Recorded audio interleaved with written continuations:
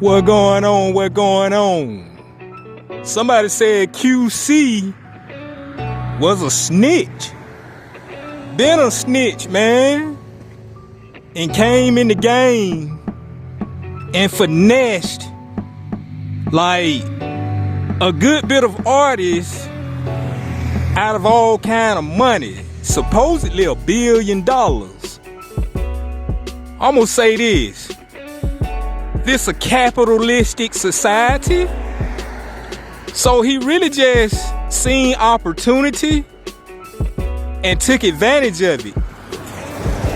Because like Papa Duck say, when you like ignorant to certain shit, people gonna take advantage of that. You know what I'm saying? This a dog eat dog world. As my mama used to say. You know what I'm saying? You really gotta be a dog, but you gotta be a smart dog. Most of these dudes, they don't read. They don't research before they jump out there. And then they so blinded by money, you know, you broke your whole life, you ain't had no more than $3,000, $4,000, $5,000 at one time, then somebody give you 150 racks.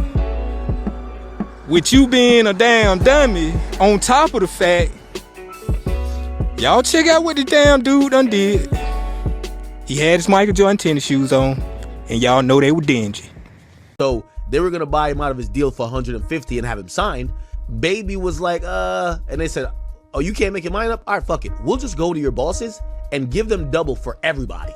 And they bought the entire 300. Now, when the purchase happens, P gets the 300 million. What if I told you that one man managed to finesse some of rap's biggest stars out of over $1 billion in potential earnings? What if I told you this same man built his empire on the backs of artists who trusted him only to snake them when the money got too big? And what if I told you that this man's rise to power started with him literally snitching on someone and getting them locked up for 20 years? Meet Pierre P. Thomas, the CEO of Quality Control Music.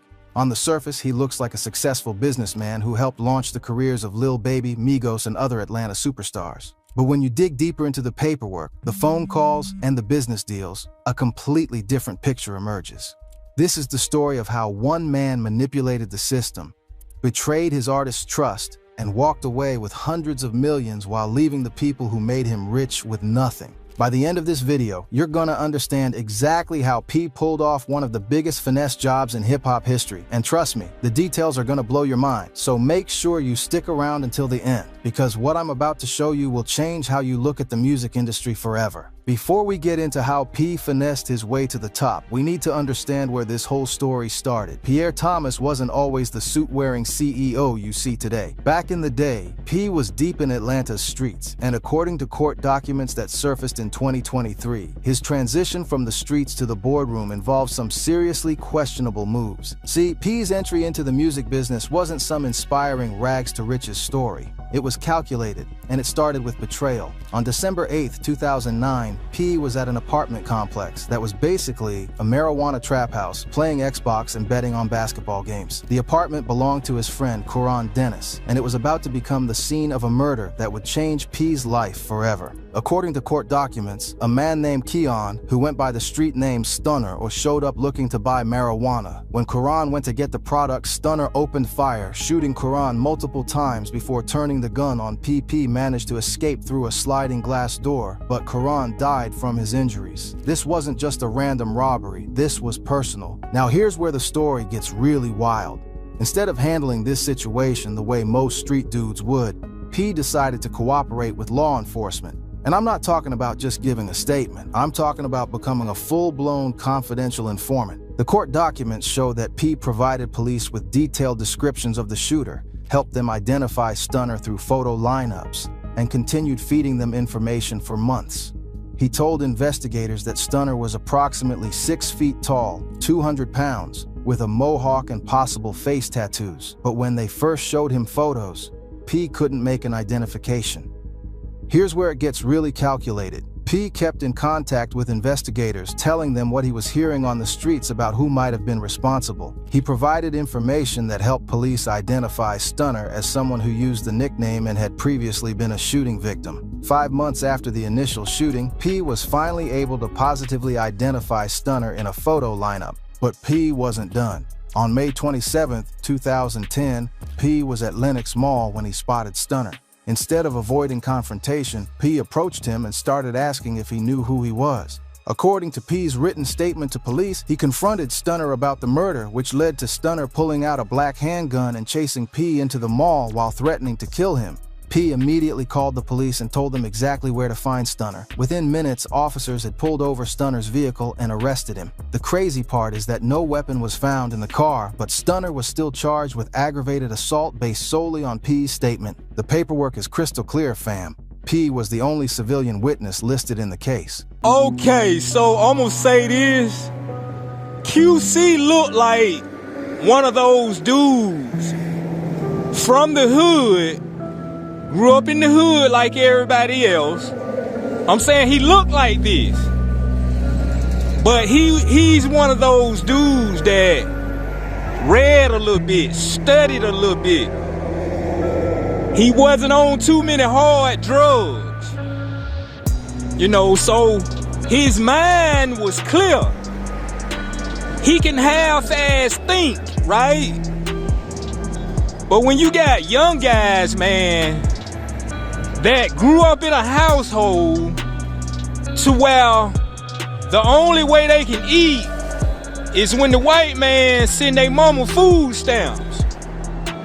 You know, I'm talking about guys who can barely read, damn sure can't comprehend shit, and then on top of the fact, they strung out on pills, liquor, weed. You know, they blinded by females. And like I say, the most some of them done ever like touched at one time is probably $3,000, $4,000, $5,000, 10 at the most. You know everybody gonna say 10.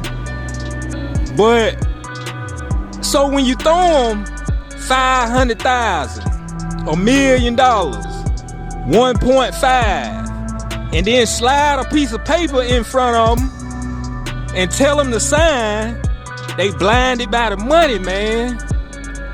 Because they really can't read, they can't comprehend shit.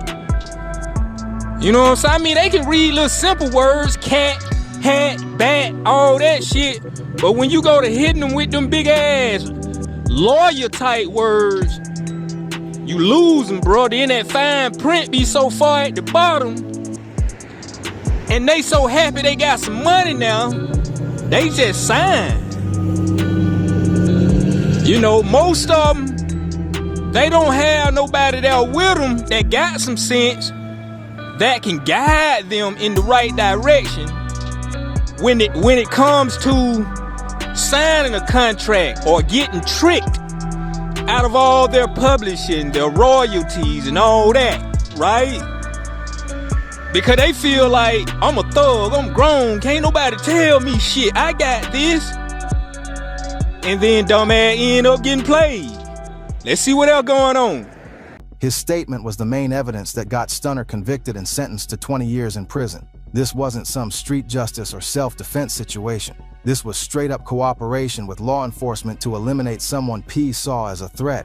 Stunner tried to fight back from prison, writing letters to the judge claiming that P had made false accusations because P was afraid Stunner would retaliate for P shooting him first. But it was too late. The damage was done and Stunner was locked up for 2 decades. But here's the crazy part. P used this situation as his origin story for getting into music. He's been quoted saying he wanted to get into the music business as a way to get out of the streets and see his kids grow up. What he doesn't mention is that his way out involved putting another man behind bars for 2 decades. The timeline is what makes this whole thing suspicious. The Stunner situation happened in 2009 and 2010. Quality Control Music was founded in 2013. That's a pretty quick turnaround from street life to having enough capital to start signing major artists. The question becomes, where did that initial money really come from? P P claims he was already a millionaire before getting into music, but when you look at the facts, that timeline doesn't quite add up. How does someone go from being involved in street-level transactions to having millions to invest in a record label in just 3 years? Either P was sitting on way more money than anyone knew, or there are parts of this story that haven't been told. What we do know is that P was incredibly strategic about how he entered the music business. He wasn't trying to be the flashy label head throwing money around at industry parties. Instead, he was methodical. He studied the Atlanta music scene, identified the gaps in the market, and positioned himself to fill those gaps. Man, it's a dog-eat-dog world. What these niggas won't do for some money, bro? You can't tell me some of these dudes, bro, won't have their own mama lined up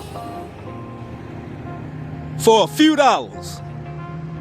You know what I'm saying? And that's why I continue to say I ain't mad at P. Diddy no more, because I see what these niggas will do for some money now. You know what I'm saying? So, you know, they'll slide their drawers down, bro, for some money. You got that down, they talking about who shiesty them robbed damn Gucci man. Everybody finding that out. Young Thug thought he had a lot of homeboys dealing with Gunna them, saying he snitched on Thug. Then come to find out Thug in the damn interrogation room. You know what I'm saying? I mean, just dealing. That's why I say it's over with for black folks, bro. It's over, bro. All I'ma tell y'all just get your money, fall back, man. It's a wrap. All that coming together, trying to save this person, that person, it's over, bro. And QC, he don't even really get talked about that much. So for me to see this damn clip, I said, damn. I thought he was one of the ones that, you know what I'm saying? Like, another damn P. Diddy, bro. Except he ain't tricking niggas out they draw. Or so I think. You know what I'm saying? But let's continue. He understood something that a lot of other label executives missed. Atlanta's street culture and its music culture were completely intertwined. You couldn't succeed in one without understanding the other. His street background, as problematic as it was, gave him credibility with artists who were coming from similar situations. But P also understood that the street credibility alone wasn't enough. He needed to learn the business side of music, and he needed to do it fast. According to people who knew him during this period, P was constantly studying contracts, learning about publishing, and figuring out how the major label system worked. The